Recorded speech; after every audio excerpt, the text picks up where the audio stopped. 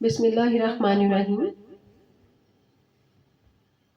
اللہم صلی علی سیدنا و مولانا محمد وعلی آلہ وصحبہ وبارک وسلم۔ السلام علیکم ورحمۃ اللہ وبرکاتہ۔ شاعر مشرق علامہ محمد اقبال رحمٰ فلسطین کے بارے میں کیا نظریہ رکھتے تھے، آئیے ایک نظر ڈالتے ہیں۔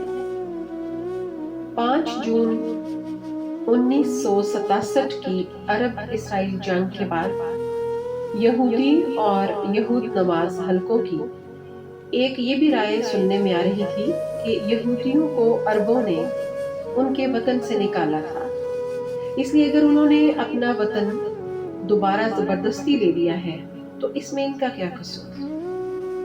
یہ سرزمین تو جیسا کہ صہیونی کہتے ہیں ارض موعودہ ہے جہاں ہر یہودی کا آنا ضروری ہے۔ اقبال نے اپنے خطوط و بیانات میں اس کا جواب دیا تھا کہ یہودی فلسطین سے اپنی مرضی سے نکلے تھے اور یہ خروج عربوں کے فتح فلسطین سے پہلے ہی ہو چکا تھا۔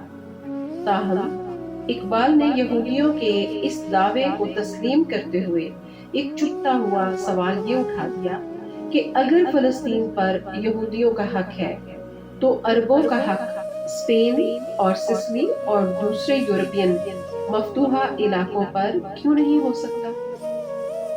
یہودیوں کا یہ دعویٰ ایسا ہی ہے جیسے ریڈ انڈین امریکہ پر اور ہن گاٹ اور گال قومیں برطانیہ پر دعویٰ کر دیں، یا ہندوستان کے آریہ ایران اور روس پر دعویٰ کر دیں کہ ان کا وطن اصلی واپس لیا جائے۔